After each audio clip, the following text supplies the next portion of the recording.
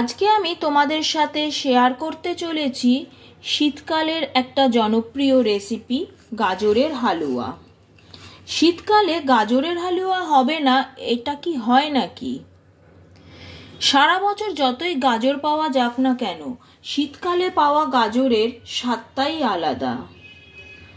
রাতে খাবারের পর ডেজার্ট হিসাবে বা বাড়িতে কোনো গেস্ট এসে গেলে ডেজার্ট হিসাবে এই গাজরের হালুয়া কিন্তু অনায়াসেই সার্ভ করা যায়। তোমাদের যদি আমার এই রেসিপিটা পছন্দ হয়ে থাকে তাহলে তোমরা লাইক, শেয়ার, কমেন্ট করো। আর আমার চ্যানেলের নিত্য নতুন রেসিপির আপডেট পেতে গেলে আমার চ্যানেলটিকে অবশ্যই সাবস্ক্রাইব করো। তাহলে চলো দেখে নিই আমরা কিভাবে আমি এই গাজরের হালুয়াটা বানাচ্ছি। গাজরের হালুয়া করবার জন্য আমি 1 কেজি গাজরকে খোসা ছাড়িয়ে এইভাবে ঝুড়ো ঝুড়ো করে গ্রেট করে নিয়েছি। শীতকালে যে লাল রঙের গাজরটা পাওয়া যায় সেই গাজরটা দিয়ে গাজরের হালুয়া করলে খেতে বেশি ভালো লাগে। তাই জন্য শীতকালে সাধারণত আমরা গাজরের হালুয়া বানিয়ে থাকি। হালুয়া বানানোর জন্য আমি গ্যাসের ওপর একটা কড়াই বসিয়ে নিয়েছি। এর মধ্যে দিয়ে দিচ্ছি 3 টেবিল স্পুন ঘি।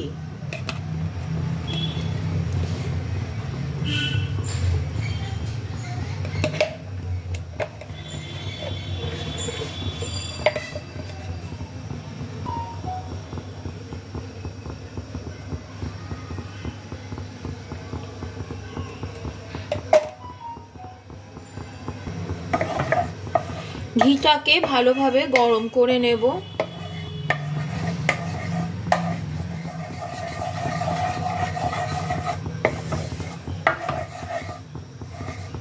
তোমরা যদি চাও ঘিয়ের পরিমাণটা একটু বেশি বা কম যেরকম ইচ্ছে দিতে পারো।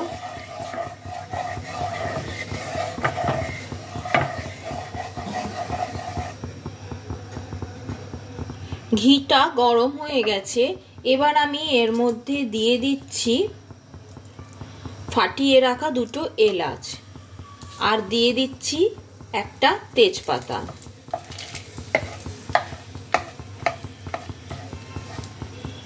তেলের মধ্যে এগুলো ঘিয়ের মধ্যে এগুলো কয়েক সেকেন্ড নাড়াচাড়া করে নিয়ে এবার আমি এর মধ্যে অ্যাড করছি গ্রেট করে রাখা গাজরটা।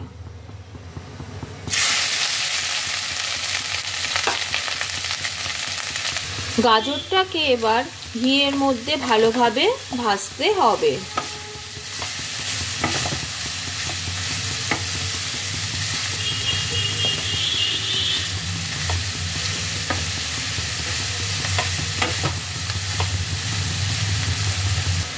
এই সময় এর মধ্যে আমি দিয়ে দেব 1 চিমটে নুন।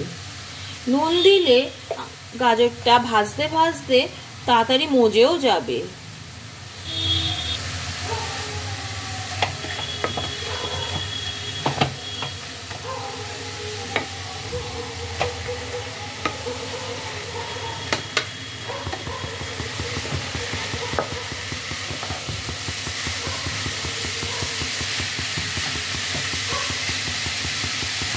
এবারে গ্যাসের ফ্লেমটাকে লোতে করে একটা ঢাকা দিয়ে ঢেকে 3 মিনিটের জন্য আমি রান্না হতে দেব যাতে গাজরটা তাড়াতাড়ি সিদ্ধ হয়।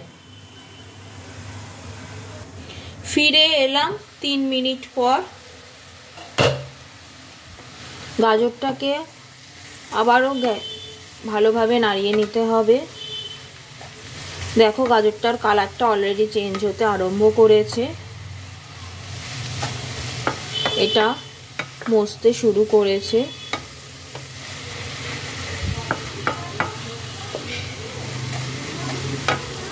আবারও খানিকক্ষণ একটু নাড়িয়ে চাড়িয়ে নিচ্ছি।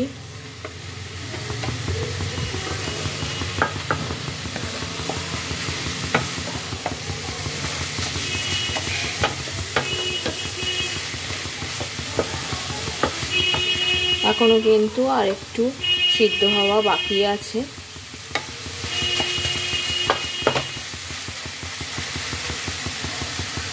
আবারও আমি গ্যাসের ফ্লেমটাকে লোতে করে এটাকে ঢেকে আরও 3 মিনিটের জন্য কুক করতে দিলাম।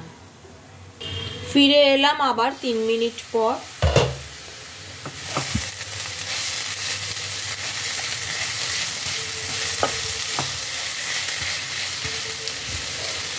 গাজরটা কিন্তু এখন অনেকটাই সিদ্ধ হয়ে গেছে।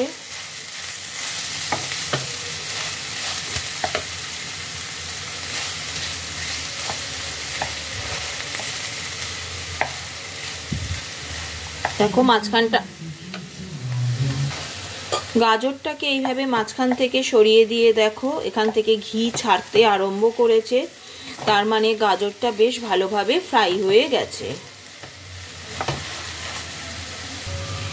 এবার এখানে আমি অ্যাড করব দুধ।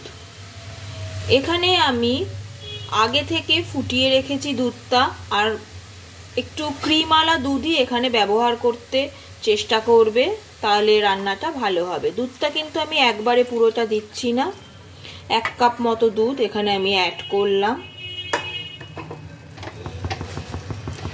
এবার এটাকে ভালো করে দুধের সাথে মেশাতে হবে।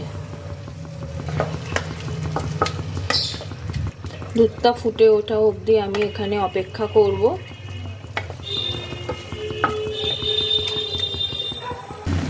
দুধটা ফুটে উঠেছে।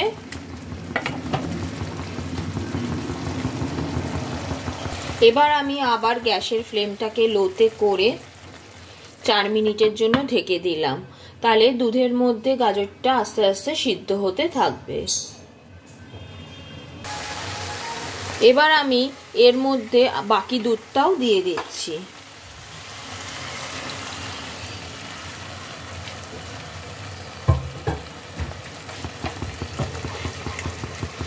যতক্ষণ না এটা টেনে পুরো শুকিয়ে আসছে ততক্ষণ অবধি এটাকে আমি কুক করব, আর মাঝে মাঝে এরম করে নাড়াতে হবে, তা না হলে এটা নিচে লেগে যেতে পারে।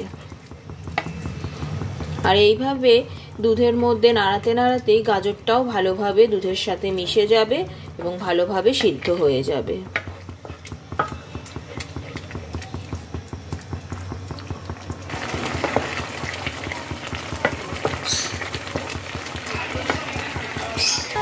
এইভাবে কিন্তু মাঝে মাঝে এটাকে নাড়তে হবে, তা না হলে নিচে লেগে যেতে পারে।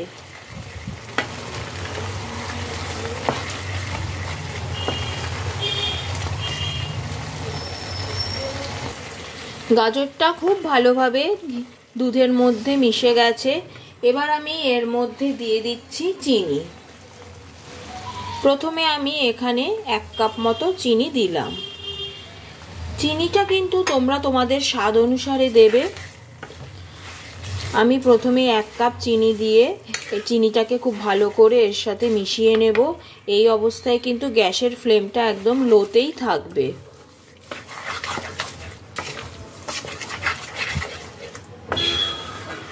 চিনিটাকে খুব ভালো করে এর সাথে মিশিয়ে নিচ্ছি। চিনিটা যখন খুব ভালোভাবে মিশে যাবে তখন একবার টেস্ট করে দেখতে হবে, যদি মনে হয় তখন আরেকটু চিনি অ্যাড করা যাবে।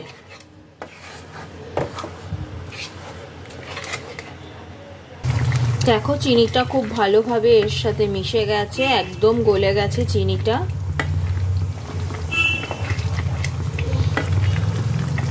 এখানে আবার একটা জল জল ভাব তৈরি হয়েছে।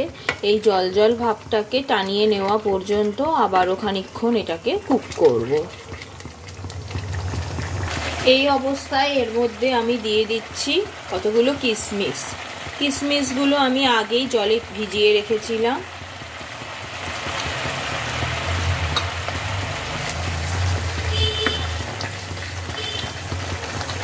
আর দিয়ে দিচ্ছি কাজু বাদামের টুকরো।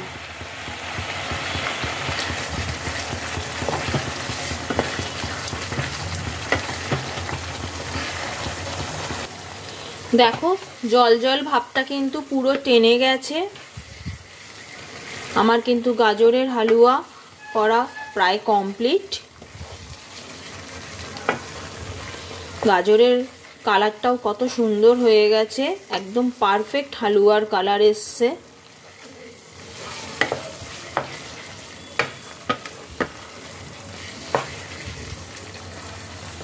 এই অবস্থায় আমি ওপর থেকে ছড়িয়ে দিচ্ছি সামান্য একটু ঘি।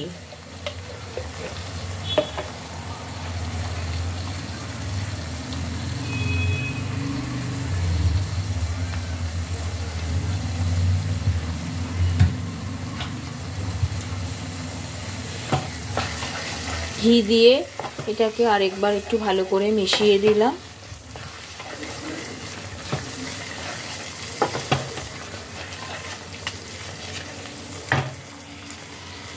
এবার গ্যাসের ফ্লেমটাকে অফ করে ঢেকে দিয়ে 5 মিনিট স্ট্যান্ডিং টাইমে রেখে দেব। তৈরি হয়ে গেল দারুণ টেস্টি গাজরের হালুয়া।